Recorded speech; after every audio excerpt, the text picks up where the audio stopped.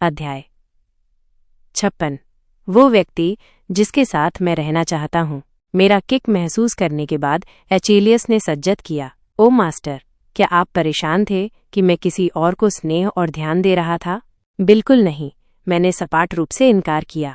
अपने पूरे जीवन में मैंने कभी भी एचेलियस के स्नेह या ध्यान की कामना नहीं की थी। मुझे पहले से ही पता है कि तुम कैसा महसूस करते हो। तुम्हें परेशान होने की जरूरत नहीं है। या तो उसने मेरी अभिव्यक्ति नहीं देखी थी या उसने इसे नजरअंदाज करना चुना।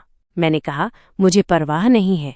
ओ शर्माओ मत, अपने होश संभालो। मैं वास्तव में उसमें कुछ समझदारी भरना चाहता था, लेकिन बहुत से लोग देख रहे थे, इसलिए मुझे खुद को संयमित रखना पड़ा।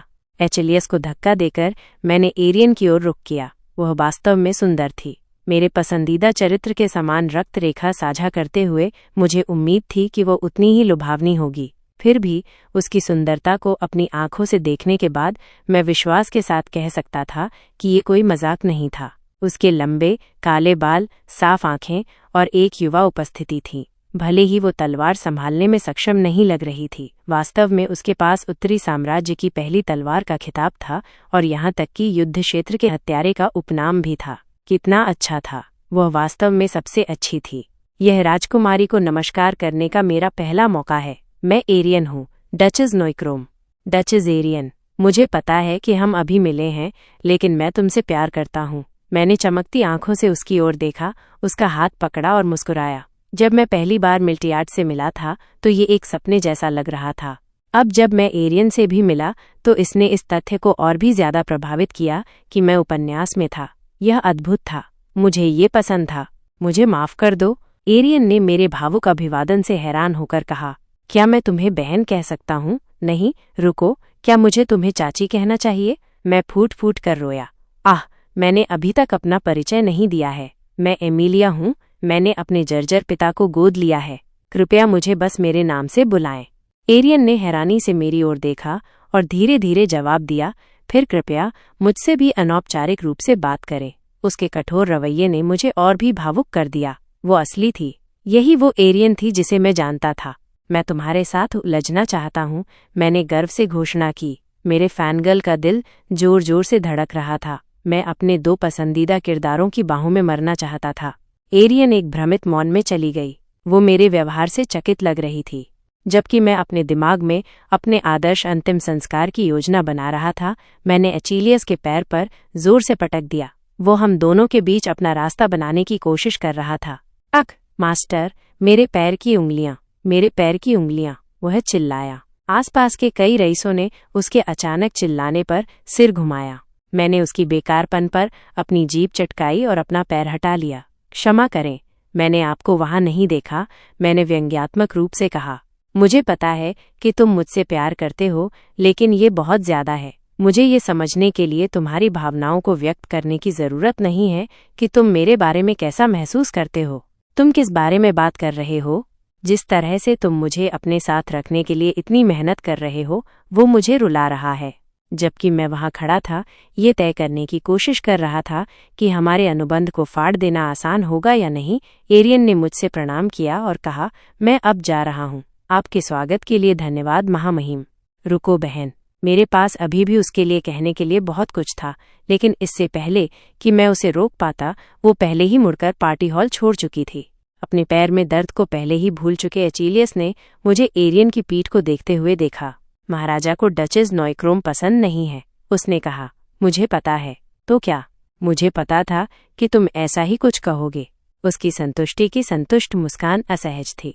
क्या तुमने औपचारिक अवसरों पर मुझे राजकुमारी के रूप में संबोधित करने की बात नहीं कही थी?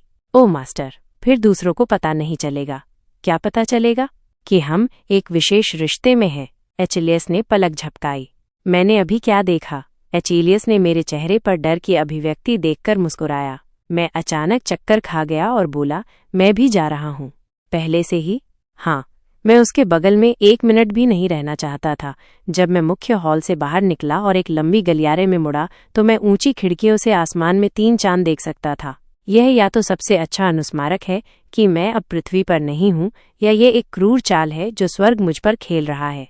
हर रात जब मैं इस दृश्य को देखता था, मुझे याद दिलाया जाता था कि एक दिन मैं जाग सकता हूँ और ये सब गायब हो सकता है। मैंने खुद से वादा किया कि मैं हर दिन पूरी तरह से जीऊंगा, ताकि अगर मैं कल जाग गया और पाया कि ये सब एक सपना था तो मुझे कोई पछतावा नहीं होगा। लुसियाना और मार्गरेट ने मेरी अकेले रहने की इच्छा स्वीकार कर ली, हालांकि वे शुरू में चिंतित थीं कि अगर मैं अकेला होता तो मुझे खतरा होगा। हालांकि ये सच्चाई से बहुत दूर नहीं हो सकता था। मुझे पता था कि एनोच अभी भी मुझे छाया में कहीं से बचा रहा है, भले ही मैं उसे न देख सकूं। एनोक, क्या तुम वहां हो? मैं खड़ा हो गया और थोड़ी देर शांति से इंतजार किया, फिर वो दृष्टिगोचर हुआ। आश्चर्यजनक रूप से वह गलियारे के बजाय खिड़की से प्रवेश किया। क्या तुम्हें पता है डैडी कहाँ है? मुझे उसके पास ले जाओ। एनोच ने सिर हिलाया, इसलिए मैंने अपनी बाहें खोलीं और उस पर मुस्कुराया। हालांकि वो 1 इंच भी नहीं हिला। मैं बता सकता था कि वो मुझे मिल्टियार्ड्स के पास ले जाने के बारे में चिंतित था। ये ठीक है, मैं सिर्फ डैडी को देखना चाहता हूँ। कृपया एनोच, मैंने विनती की। मुझे पता था कि मिल्टियार्ड्स कहीं छिपा हुआ था जिसे मैं अपने दम पर नहीं ढूंढ सकता था। मेरे आंसुओं को अनदेखा करने में असमर्थ एनोच ने मुझे एक आह के साथ उठाया और फिर बिना किसी चेतावनी के खिड़की से बाहर एक पास के पेड़ में छलांग लगा दी। हैरान होकर मैंने एक गड़गड़ाहट की आवाज़ निकाली और गिरने के डर से उससे कसकर चिपक गया। उसे खिड़की से क्यों जाना पड़ा? थोड़ी देर बाद हम महल के खंडहर के सामने थे। क्या हम यहाँ हैं? मैंने पूछा। एनोच ने सिर हिलाया और थोड़ा छिपे हुए ग्रीन हाउस की ओर इशारा किया। सावधान रहें, उसने कहा। मुझे जमीन पर उतार दिया। उस पर मुस्कुराते हुए मैंने ग्रीन हाउस में प्रवेश किया। बिना मालिक के अव्यवस्थित ग्रीन हाउस खराब स्थिति में था। इसे जंगल कहना ज्यादा उचित होगा। इसकी दीवारें आइवी से ढकी हुई थीं। जहां पहले सुंदर फूल खिले होंगे वहां केवल मुरझाए या मृत पौधे थे। मुझे संदेह था कि महल में इस तरह के स्थान का अस्तित्व किसी को पता था। पत्थर के रास्ते का अनुसरण करते हुए मुझे मिल्टियार्ड्स अपने घुटनों पर मिला। ये उत्सव की रात थी जब लोग पार्टी हॉल में खुशी खुशी हंस रहे थे, लेकिन यहाँ सम्राट था, उनका रक्षक, अंधेरे में अकेला था। वह एक मृत फूल को एक ऐसे रूप में देख रहा था जो मैंने पहले कभी नहीं देखा था। वह दुखी दिख रहा है, अनाड़ी और दयनीय, मैंने सोचा। वो एक परित्यक्त कुत्ते की तरह दिख रहा था जो एक ऐसे मालिक की प्रतीक्षा कर रहा था जो कभी वापस नहीं आएगा। दृश्य ने मुझे क्रोध और उदासी से भर दिया। मैं कभी नहीं चाहता था कि उसके चेहरे पर वो भावना दिखाई दे। सम्राटों की प्रत्येक क्रमिक पीढ़ी को राहेल की ठंडी जमी हुई भूमि से नफरत थी। वे सभी गर्म जलवायु में दक्षिण की ओर पलायन करना चाहते थे। उस इच्छा ने अंततः साम्राज्य के एकीकरण को जन्म दिया। फिर उस पहले सम्राट ने साम्राज्य के लिए नई योजनाएं बनाई। एक अमर संरक्षक बनाओ, उसने आदेश दिया, और जैसा उसने चाहा वो अपने खून के शाप और अपने बच्चों के बलिदान के माध्यम से एक आदर्श हत्या मशीन बनाने में सफल रहा। उसने एक राक्षस मिल्टियार्ड्स बनाया। मेरा गरीब पसंदीदा चरित्र इतना दयनीय अस्तित्व जीता था। उसने कभी उस माँ को नहीं देखा जिसने उसे जन्म दिया था और जादूगरों के परीक्षण के तहत, और उस आदमी के हाथों पला बढ़ा हुआ था जिसने उसे एक राक्षस में बदल दिया था। यह स्पष्ट था कि वह कभी प्यार नहीं जानता होगा। उसे ये भी नहीं पता था कि उसका एक भाई है।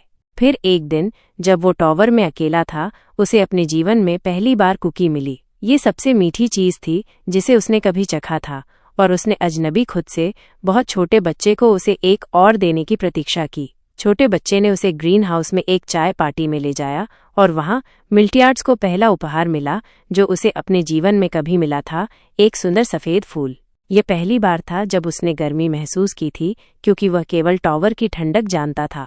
उसे ये भी नहीं पता था कि गर्मी शब्द कैसे लिखा जाता है। मिल्टियार्ड्स उस महिला से मोहित हो गया था जिससे वो उस दिन मिला था, और उसकी खूबसूरत मुस्कान। लेकिन अगले ही दिन त्रासदी हुई। सम्राट ने जानबूझकर मिल्टियार्ड्स को उकसाया, जिसके परिणाम स्वरूप 2 लोगों की मौत हो गई। मिल्टियार्ड्स को उनकी पहचान का पता तब चला जब उसने उन्हें मार डाला, उनकी माँ और उनका भाई बहन। डैडी, मुझे पता था कि मिल्टियार्ड्स ने एरियन को अपनी नज़र से क्यों दूर रखा था। उसने उसे याद दिलाया कि उसने क्या खो दिया था, और उसे कुछ ऐसा याद आया था जो उसके पास कभी नहीं था। डैडी, मैंने चेहरे पर मुस्कान के साथ खुशी से उसे पुकारा। मिल्टियार्ड्स टूटे हुए भाव के साथ मुरझाए फूल को देख रहा था। वो धीरे धीरे मेरी ओर मुड़ा। ऐसा लग रहा था जैसे वो किसी भी सेकंड में टूट जाएगा। जैसे ही हमारी आंखें मिली, मैं उसके पास दौड़ा और उसे कसकर गले लगा लिया। मैंने अपनी सारी ताकत अपनी बाहों में डाल दी, क्योंकि मैंने उसे गले लगाया। डैडी मैं यहीं हूँ, मैंने चुपचाप कहा। मुझे पता था कि मेरा यहाँ होना ज़्यादा मायने नहीं रखता या यहाँ तक कि उसे परेशान भी कर सकता है, लेकिन मैं उसे ऐसे समय में अकेला नहीं छोड़ सकता था। मैं उसके साथ रहना चाहता था।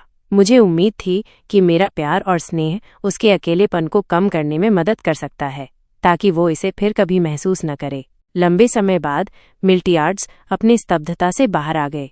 अपने आसपास की गर्मी को महसूस करते हुए उसने पूछा, तुम कैसे हो? तुमने मुझे भेजा। उसने नहीं किया था, लेकिन मैं इसे अपनी इच्छानुसार व्याख्या करने के लिए स्वतंत्र था। उसे अकेले बैठे देखकर मेरा दिल दुख गया। वह अकेला दिख रहा था, इसलिए मैंने उसे गले लगा लिया क्योंकि मैं चाहता था। थोड़ी देर हिचकिचाने के बाद उसने अजीब तरह से मेरी पीठ थपथपाना शुरू कर दिया। वह कुछ समय के लिए मेरे पिता थे, लेकिन वह अभी भी मुझे दिलासा देने में खराब थे। लेकिन वही बात मुझे उसमें पसंद है। मुझे नहीं पता कि मैं कभी भी माप पाऊंगा कि मुझे वो कितना पसंद है, लेकिन मुझे पता था कि मैं चला गया था और मैं इसके साथ खुश था। तुम्हें कैसे पता चला कि मैं यहाँ हूँ? हम अंतर्ज्ञान से। अंतर्ज्ञान? हाँ, मैंने मुस्कुराकर सिर हिलाया। मुझे हमेशा पता होता है कि तुम कहाँ हो। मैं तुम्हारी बेटी हूँ। मैंने अपनी बाहें ढीली की और इलाके को देखने के लिए पीछे हट गई। ये हमेशा मिल्टियार्ड्स की यादों में एक खूबसूरत जगह होगी। मेरी शक्तियां बर्बाद हुए स्थान को बहाल नहीं कर सकती थीं, नहीं मैं जो पहले से ही हुआ था उसे मिटा सकती थी, लेकिन मैं मिल्टियार्ड्स के वर्तमान और भविष्य को बदल सकती थी। अपना हाथ फर्श पर रखकर मैंने ग्रीन हाउस को अपनी दिव्य शक्ति से भरना शुरू किया। मृत पौधे जीवन वापस पाने लगे और हम दोनों ने चुपचाप एक फूल को देखा जो खिलने लगा। मिल्टियार्ड्स को अपनी माँ से मिला पहला और आखिरी तोहफा एक खूबसूरत सफ़ेद फूल। कहानी समाप्त।